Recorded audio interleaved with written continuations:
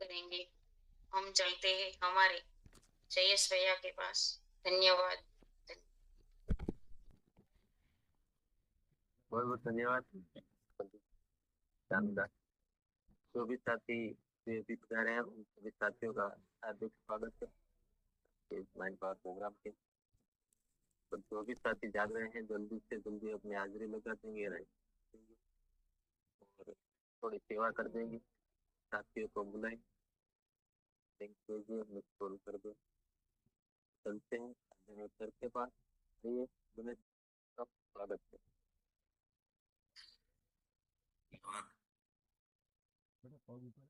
स्वागत है सभी का। सभी लाडले प्यारे दुलारे बच्चे जो पधार चुके हैं, बता रहे हैं, पधारने वाले शिकायत सुनिए भाई। सबका हार्दिक हार्दिक हार्दिक स्वागत। सुजावान, शानदार, पवित्र, सकारात्मकता से भरे वातावरण में सबका सबका स्वागत। और सभी साथी लिंक भेजिए अपने ग्रुपों में।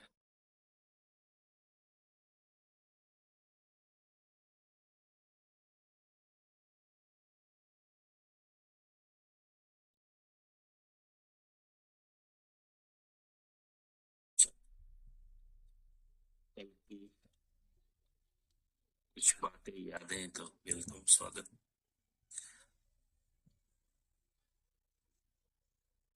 कुछ पॉइंट नोट किए।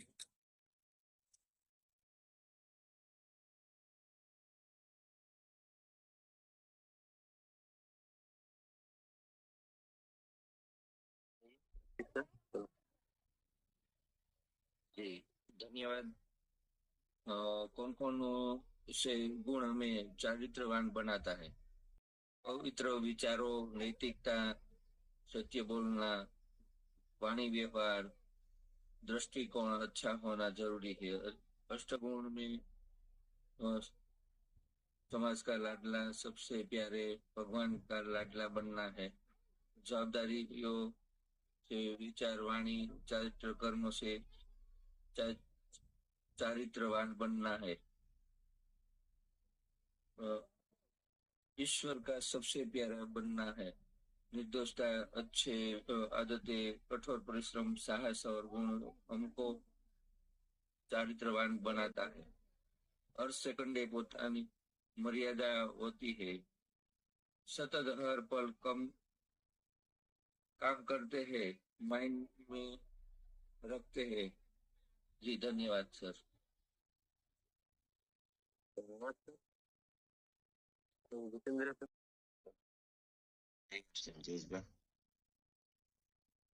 सफलता में चारित्रवान की क्या क्या जरूरत है, उसके गुण क्या क्या है, उसकी प्रशंसा हो रही है। सभी साथियों ने अपने अपने पॉइंट रखे थे, इसमें से कुछ मैंने लिखा है।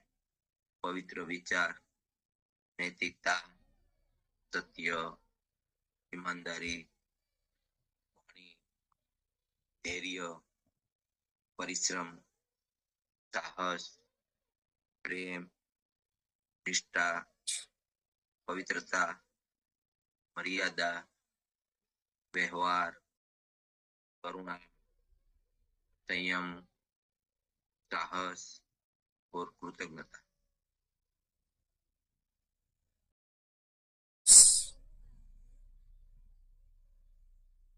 धन्यवाद। आइए भवानी दत्त।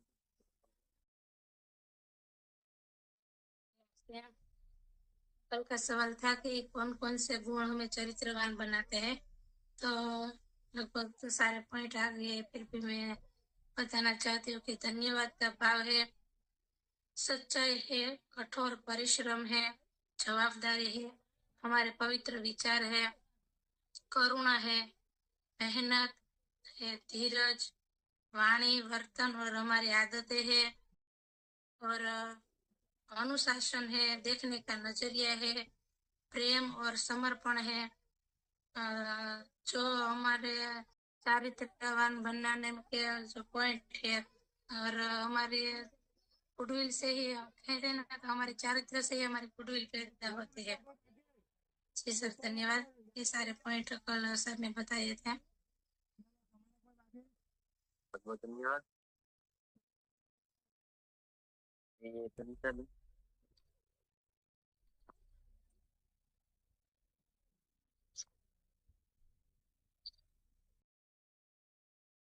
ये तनिषा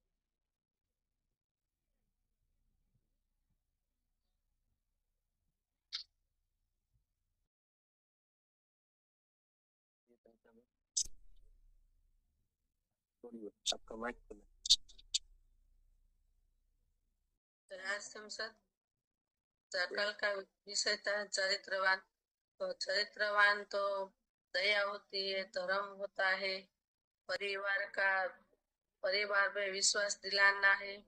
कोई भी व्यक्ति हो जो हम फिल्म में चाहते उसको भी विश्वास दिलाना, उसको भी चरित्रवान कहते हैं। अपने दिल में दया रखना, दूसरों पर दया रखना, सबको दया कहते हैं। सर, मुझे डिम्पल मैडम का नंबर चाहिए, क्या मिलेगा? डिम्पल मैडम का जो अभी रिलेशन करवा रहे थे ना, उसका। है। आप नंबर चैट में लिख दीजिए तो सर के पास होगा रिकॉर्डिंग।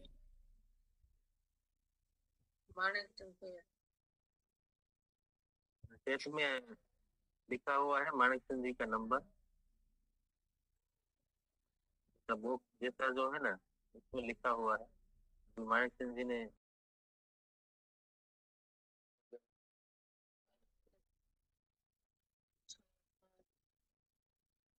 ओके,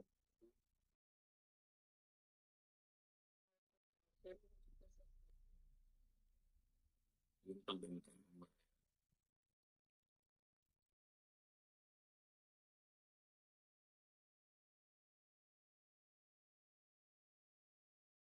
चलो, एक से एक बार स्वागत है। जो ये भी सभी साथी बता रहे हैं, तो हार्दिक स्वागत। हमारा सब्जेक्ट जो है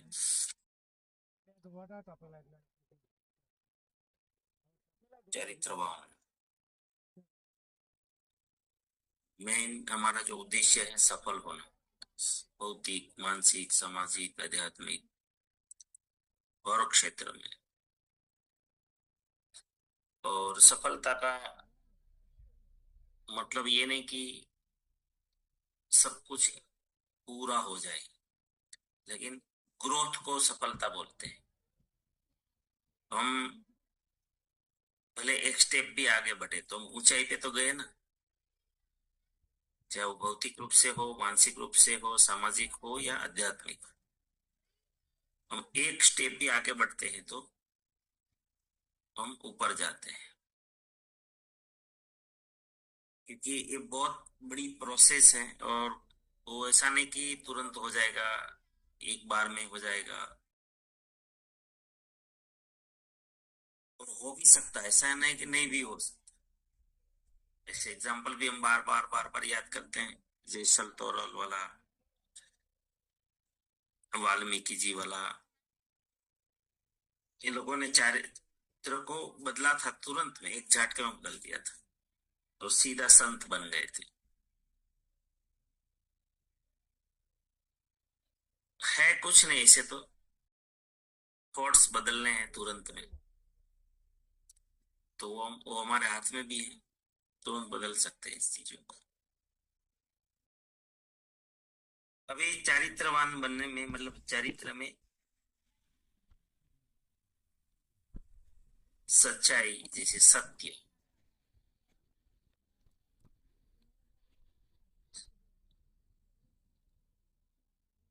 तो उसके ऊपर जैसे हम चर्चा हुई थी जब हम बात कर रहे थे गुडविल का, उसमें कि हमारे इरादे सत्य होने चाहिए, झूठ नहीं, चीटिंग नहीं।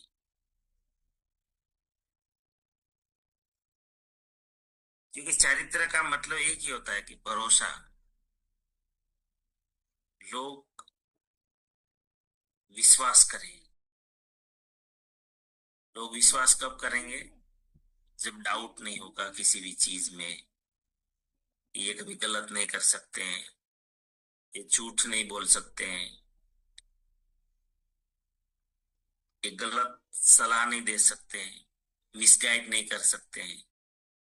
जब ऐसे एक पूरा बिलीफ जब हमारे ऊपर आ जाता है, परिवार ये शुरू होता है परिवार से, याद रखना।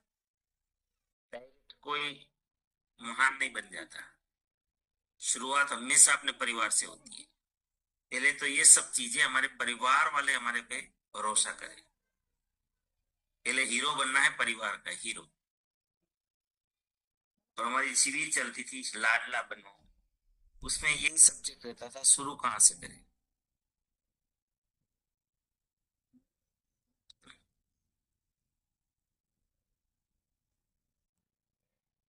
परिवार से करें।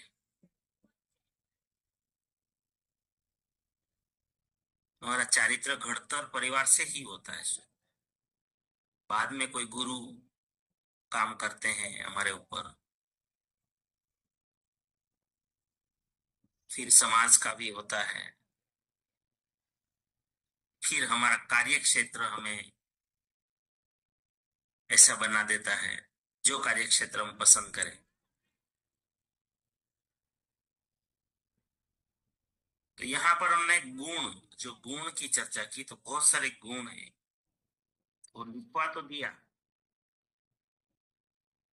तो अगर एक एक गुण को चेक करेंगे तो पता चलेगा कि इनको अपने जीवन में अप्लाई करें। अब सत्य की बात करें तो आजकल तो सबसे बड़ी चैलेंज है कि आप सच बोलोगे तो आपको कोई लोग जीने नहीं देंगे, ऐसे लोग बोलते हैं। जीने ही नहीं देंगे, ऐसा बोलते हैं। बोले आप सच बोलोगे तो आपको जीने ही नहीं देंगे, ऐसा बोलते हैं। अब करें तो फिर तो क्या करें? अगर ऐसा बोलोगे, अगर आपने खुद ने ऐसा बोलना शुरू कर दिया कि सच, हम सच बोला तो सच का जमाना ही नहीं है, सच बोलोगे तो फिर दुनिया जीने ही नहीं देगी। अभी अब आपका बच्चा सुन रहा है, उसका माइंड प्रोग्रामिंग क्या होगा? देखो आज जो गड़बड़ी पैदा हुई है ना, कहां से शुरू हुई? हम ऐसी चर्चाएं बच्चों के सामने करते हैं तो बच्चे का माइंड प्रोग्रामिंग क्या होता है कि देखो ये सच्चा आदमी दुखी होते हैं। मुझे मुझे भी बहुत आश्चर्य होता था कि आजकल का जनरेशन ऐसा क्यों हो गया, इनको कोई लेना देना ही नहीं है किसी को, कुछ भी बोलते हैं, किसी को भी कुछ भी झूठ बोलना, इसके मन में कोई मतलब इतना सहजता से बोल देते हैं कि पता नहीं कोई सिद्धांत नाम की चीज ही नहीं है।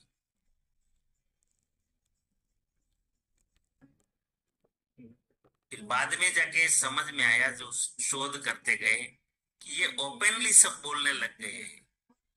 घर में हजारों बार ऐसे शब्द बोलते जाते हैं कि सच्चाई का जमाना ही नहीं है।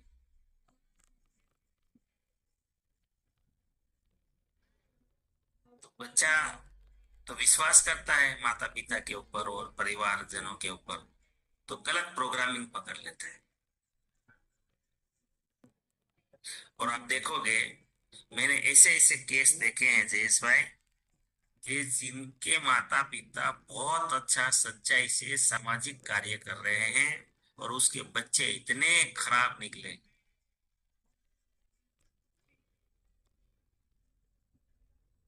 कि सोच नहीं पाओगे।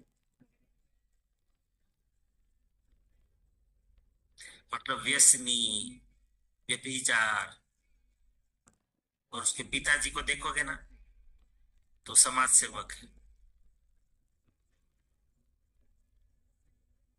ऐसा क्यों?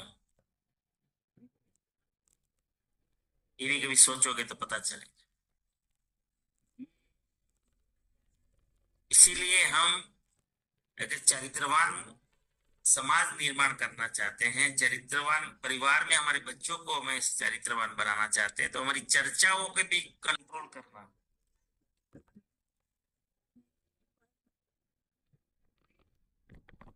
जो सत्य है वो सत्य ही है।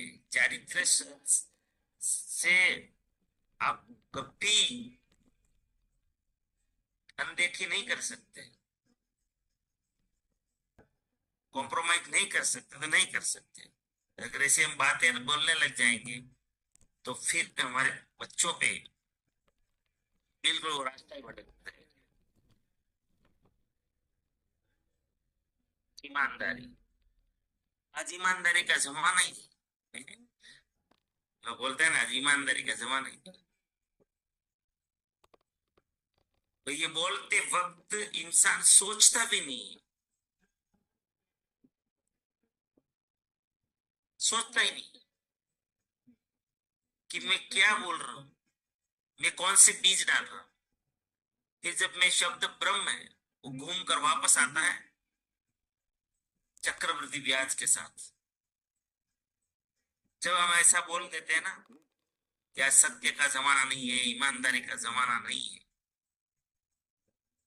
तो इसका मतलब ये कायनात मेरे साथ हुई हरकत करेगी, वैसी हरकत करेगी, वैसे ही ठोकरें मारेगी, ऐसे थप्पड़े मारेगी कायनात, भले निमित्त कोई भी बने।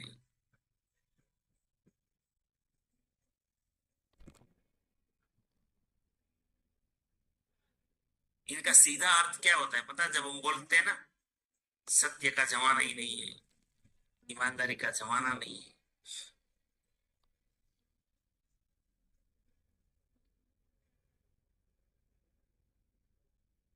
बहुत खतरनाक एक पाप कर देते हैं हम कि हम भगवान के चक्र में हाथ डाल रहे हैं, ईश्वर के चक्र में हाथ डाल रहे हैं। क्या ईश्वर के कानून में ऐसा हो सकता है कि ईमानदारों का जमाना नहीं, ऐसा हो सकता है? उसका कानून बदल सकता है क्या? उनका तो सिद्धांत सिद्धांत है, हम लोग मान्यता बनाते हैं। ये चारित्र्य हनन क्यों होता है? आज क्यों ये सब नीचे चले जा रहे हैं?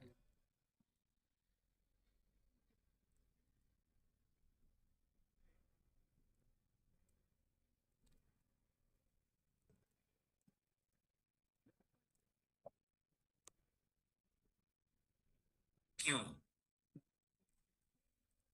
कल एक शब्द मर्यादा भी थी, लिखा था इसमें।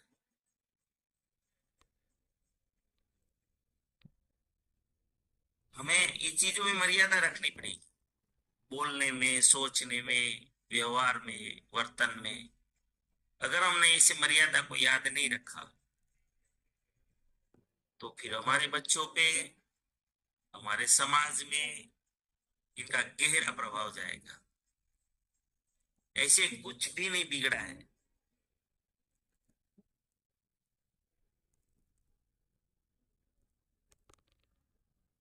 कौन सी बात करनी चाहिए, कौन सी चर्चा नहीं करनी चाहिए, सिद्धांतों के विरुद्ध तो कभी जाना ही नहीं चाहिए। जो ईश्वर के सिद्धांत है, सत्य है, वो ईश्वर का सिद्धांत है। ईमानदारी सत्य ईश्वर का सिद्धांत है।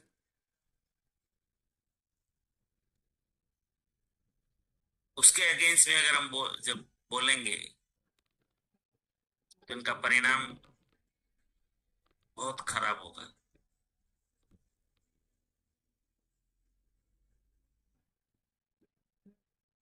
सत्य को छोड़ देना क्या सत्य है? सत्य को छोड़ देना सत्य है क्या?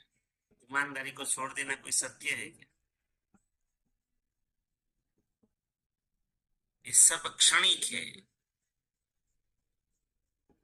कि असत्य बोलने से या बेईमानी करने से कोई कुछ ले भी लेता है, पा भी लेता है, वो क्षणिक है।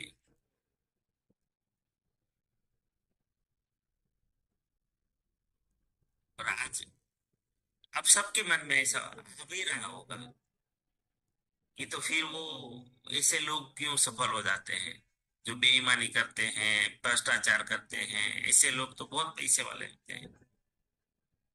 आज ये मान्यता बन गई है समाज।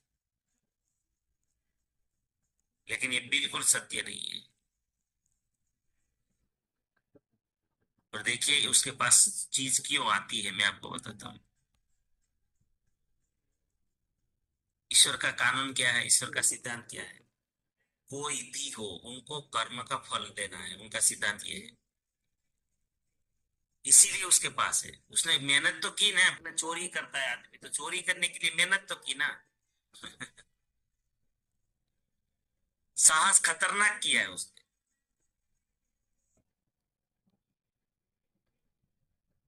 ईश्वर का तो कानून है ना कि उसको तो मेहनत का देना है। वो ये नहीं देखता ये आराम कर, रिजल्ट अच्छा नहीं आएगा आगे जाके, वो तो हिसाब किताब बराबर होगा, वो जो होगा वो ऐसा नहीं, लेकिन मिलेगा, ये बात सत्य है। इसकी मेहनत का मिलेगा। हमारे सूरत में अभी भी एक 50 लाख की एसबीआई बैंक में लूट हुई। तो वो लोगों ने 20-25 दिन लगभग रेकी की है कि कब वो वैन आती है पैसा को लेके, उनके साथ कौन रहते हैं। 4-5 लड़कों ने पूरी रेकी की, ये मेहनत की कि नहीं की। और अनएथिकल साहस किया जो आम आदमी नहीं कर सकता। बंदूकें रखना हमारे अलावा ही नहीं है यहाँ पर, लेकिन वो बंदूक लेकर आए। छोटा साहस था क्या?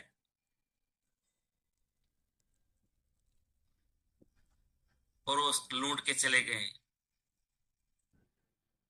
और हम बोलते हैं अगर सत्य भगवान है, या कोई लोग तो वहां वहां तक बोल देते हैं भगवान है ही नहीं। भगवान होता तो ऐसा झूठ, ऐसे लोग कैसे ये हो जाते हैं?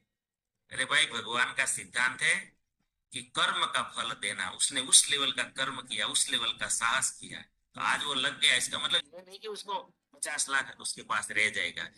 1 साल के बाद मिलोगे गलती से भी तो वो और भी माइनस में होंगे। वो तो भ्रम है।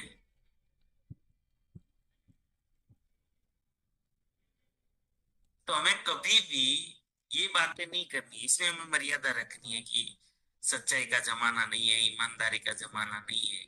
नहीं नहीं, ये तो सत्य है, वो सत्य ही है। हाँ, नहीं तो हम ही नहीं टिक पाएंगे इनके ऊपर। हमारा ही चरित्र खत्म हो जाएगा। अरे कुछ भी करे दुर्योधन, कुछ भी करे, वो उसकी मैटर है ना। वो कर्मण्येव अधिकारस्ते, सब स्वतंत्र है कर्म करने के लिए। तो वो तो अभागा है, वो जागा नहीं है, उनको पता नहीं है मैं क्यों आया हूं इस धरती पर। और इसीलिए वो गलतियां कर रहा है। इसका मतलब हम भी करें।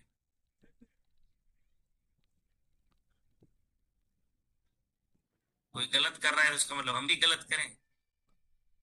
कोई बेईमानी कर रहा है तो क्या हम भी बेईमानी करें?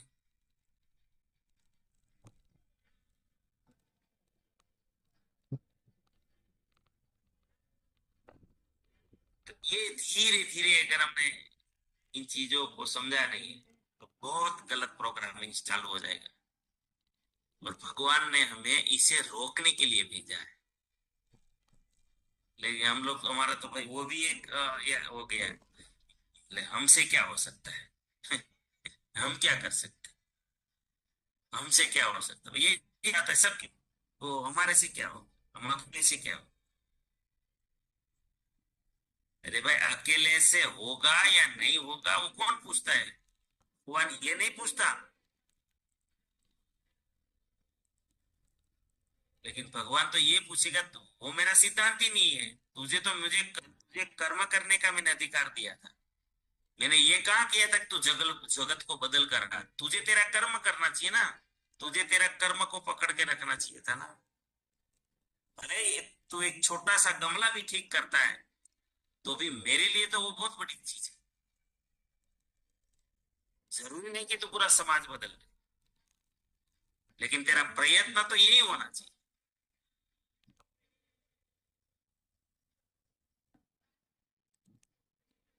पता नहीं, कभी कभी मैं तो इसको बहाना ही मानता हूँ। लोग बोलते हैं ना, वो हमसे क्या हो सकता है, मैं तो उसको बहाना मानता हूँ। हमसे क्या हो सकता है, क्या छोड़ देंगे, ऐसा थोड़ी होता है। नहीं छोड़ सकते, आपका दूसरा कोई जीवन का हेतु है ही नहीं, मतलब ही नहीं है, पेट भरने के लिए थोड़ी आए, हम यही करने तो आए।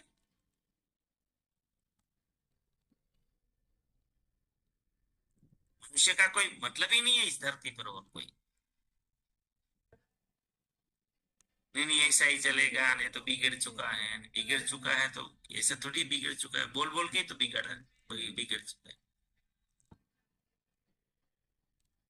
तो चरित्र जो है इसे निर्माण करने पड़ेंगे। हमें ईश्वरीय सिद्धांतों को पकड़ना ही पड़ेगा और पकड़ के ही रखना पड़ेगा, उसमें संयम रखना ही पड़ेगा।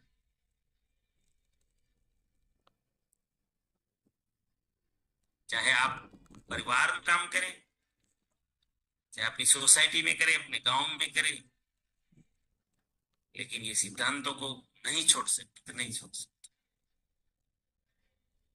ये राइट है ही नहीं हमारा, मैं तो ऐसा हूं, ये राइट नहीं है मुझे, राइट ही नहीं है हम लोग। और ये बात में बिल्कुल सहयोग मत दो, कहीं पे कोई बोलते हैं सच्चाई का जमाना का जमाना है, ईमानदारी का जमाना नहीं है, बिल्कुल स्वीकार ही मत करो, बोलने भी मत दो ये भाई, बंद करो ये चीज। क्या ईश्वर ने नियम बदल दिए, क्या सिद्धांत बदल दिए तो बोल सकते हो? अगर ईश्वर सिद्धांत बदलता है तो आप तो खाली अनुमान किए, वो इसका मतलब आप अज्ञान है आपका ये, कि देखो ये कोई गलत करता है उसके पास बहुत पैसा है। अरे भाई वो कर्म के, उसने वो कर्म किया है तो उसको भगवान को देना पड़ता है। इसी सिद्धांत पे तो असुर के पास कितने वरदान थे, असुर तपस्या करते थे कि नहीं करते, तो उसको वरदान नहीं मिलता था। तो भगवान का सिद्धांत तो यही है, चाहे देव हो या असुर हो, मुझे क्या लेना देना, जो तपस्या करेगा करेगा भाई। तो जिनको खाली धन धन धन धन धन करते हैं उसको धन देना पड़ेगा, जो ज्ञान ज्ञान ज्ञान करते हैं उसको ज्ञान देना पड़ेगा, सेवा सेवा सेवा करते उसको सेवा का मार्ग देना पड़ेगा, आत्मकल्याण आत्मकल्याण आत्मकल्याण करेंगे तो अध्यात्म देना पड़ेगा। भगवान का यही सिद्धांत है, भगवान चाहे राम हो या रावण हो, एक कुदरत का यूनिवर्स का यही सिद्धांत है, और क्या सिद्धांत। लेकिन जब लोग चरित्रहीनता की बात करें, अगर हम लोग छोड़ देंगे कि नहीं नहीं नहीं ऐसा ही चलेगा, ये नहीं चलेगा, फिर तो भगवान के गुनहगार हैं, ऐसे हम नहीं छोड़ सकते चीजों।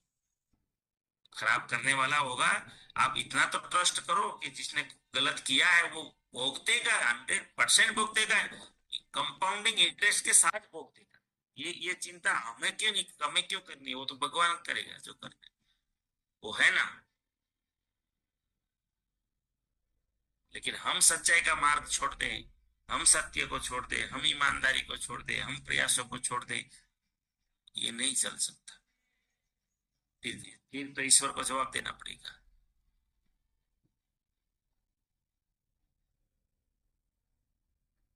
इसे बिगाड़ने में साथ नहीं दे सकते।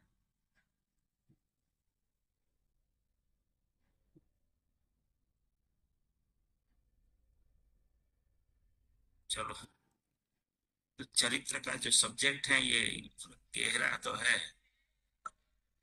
चलो आइए जयेश भाई, वेलकम। धन्यवाद।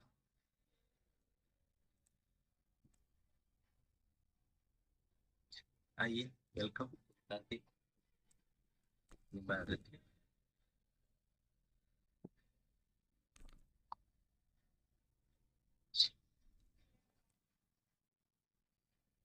गीतिका बेन वसावा, वेलकम। दीपक भाई, सॉरी। ओके, धन्यवाद।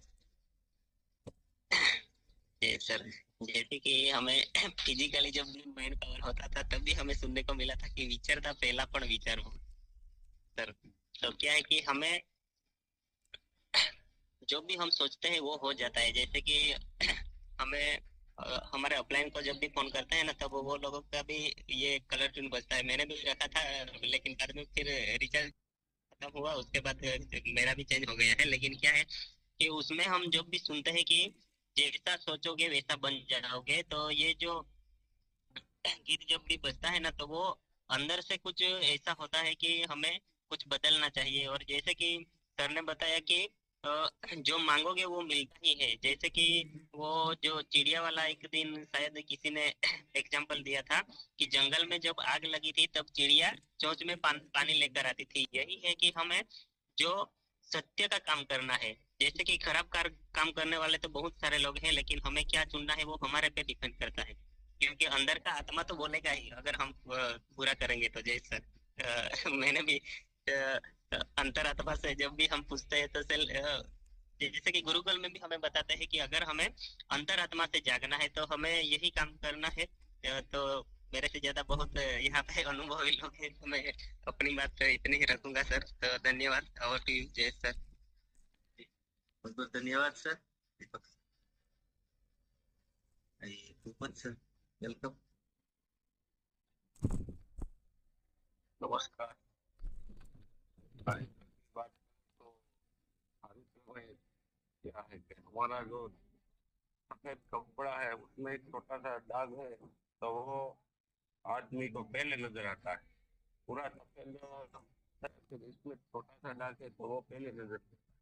तो हमारी सोच ही ऐसी है कि हम नेगेटिव लेते हैं पहले, पॉजिटिव बात बाद में लेते हैं। और जो सत्य की बात करते हैं तो सत्य की हमेशा कसौटी होती है। किसी को उस परीक्षा में कोई काम कसौटी आती है तो ये परीक्षा, सत्य पे तो हमेशा कसौटी होती है। धन्यवाद। बहुत बहुत धन्यवाद। ये भी मान्यता नहीं बनानी चाहिए। ये भी आप गलत मत समझिएगा। हम सब ने माइंड पावर में सीखा है कि मान्यता बनाए जिंदगी। ऐसा किसने कहा कि सत्य को परीक्षा देनी पड़ती है? ऐसा नहीं होता है। कर्म से ही लेना देना ईश्वर को। ऐसा नहीं आप सत्य करो असत्य करो, भगवान कर्म का ही जवाब देते हैं। अगर देखो ये मान्यता भी बनाओगे ना तो भी दूर भागेंगे लोग। अरे इसमें परीक्षाएं ज्यादा आती है तो ऐसा तो कोई देना ही नहीं चाहता है। तो सत्य की कसौटी ऐसा मेरे हिसाब से ऐसी मान्यता भी नहीं बनानी चाहिए कि जो सत्य बोलोगे तो परीक्षा आएगी ज्यादा, मतलब तकलीफें आएगी। ऐसा कुछ नहीं है। वो शॉर्टकट नहीं है, इसीलिए हमें ऐसा लगता है। वो शॉर्टकट नहीं है। सत्य में क्या है, शॉर्टकट नहीं होता है। सत्य जो है वो मेहनत मांगता है, तो इसलिए हमें लगता है ऐसा। लेकिन हमारे साथ कोई भी घटना अगर घटित होती है तो फिर वो ईश्वर का ही वो दिया हुआ जवाब है कि भाई आपने जो काम किया था, जो या मांगा था, वही आपको मिला है। तो हमारी, लेकिन हमारा पुराना हमें थोड़ा याद नहीं होता है। कोई तो पूर्व जन्म का भी हो सकता है, कब का हो क्या पता। लेकिन हमें मार्ग को पकड़ के रखना है ना?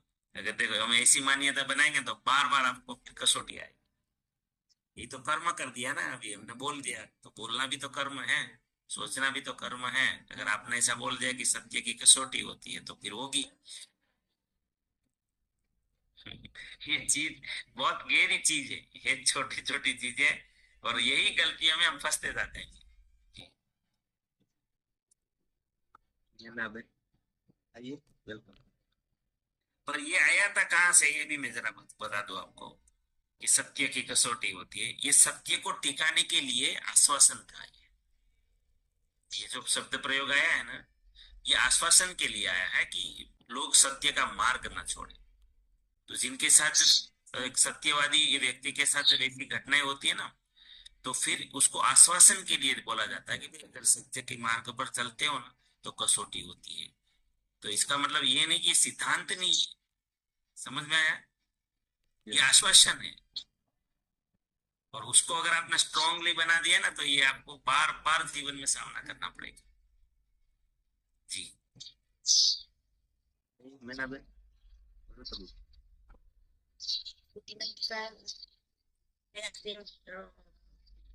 चारित्रवान बनने के में बनना है तो हमें किसी के माड़ो बनाने में मदद करनी है, माड़ो बिखेरने में नहीं।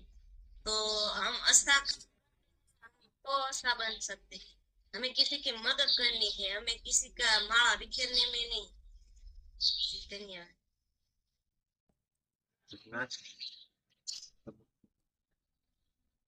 समय हो गया, चलो प्रार्थना करते हैं। गुरुकुल का समय हो गया। आप सभी के जीवन में, आपके परिवारजनों के जीवन में, आपके परिचितों के जीवन में, हमारे आरसीएम के द्वारा, हमारे सिस्टम, हमारी टीम के अनंत सुख, अनंत आनंद, अनंत अनंत स्वास्थ्य, कीर्ति, वैभव, मान सम्मान, प्रेम प्राप्त। आपकी चाहत से हजारों गुना ज्यादा आपको सफलता प्राप्त हो। आप जहां भी जाए आपको मान मिले, सम्मान मिले, प्यार मिले, सत्कार मिले, स्वीकार मिले, आदर मिले। आपकी अच्छी और सही बातों को सबको स्वीकार करें। आज का दिन, आज तक की जिंदगी का सर्वश्रेष्ठ और शुभ दिन हो, मंगलमय दिन हो, आनंदमय दिन, खुशियों का दिन। आज आप जिनको भी मिले और आपको जो भी मिले, सब कल्याण। सब प्रार्थना तो जरूर स्वीकार करें ना, और हम सब प्रार्थना करेंगे कि मेरी दुनिया में सब कुछ, सब कुछ, सब कुछ सर्वश्रेष्ठ और कल्याणकारी हो रहा है। Day by day, day by day, रोज रोज, in every way I am getting better and better. मैं प्रत्येक को प्यार करता हूँ, बिना शर्म माफ करता हूँ। जाने अनजाने में कोई गलती हुई हो तो माफी मांगता हूँ। मुझे किसी से कोई शिकायत नहीं, और किसी को भी मुझसे कोई शिकायत ना हो रहे। सब थैंक यू।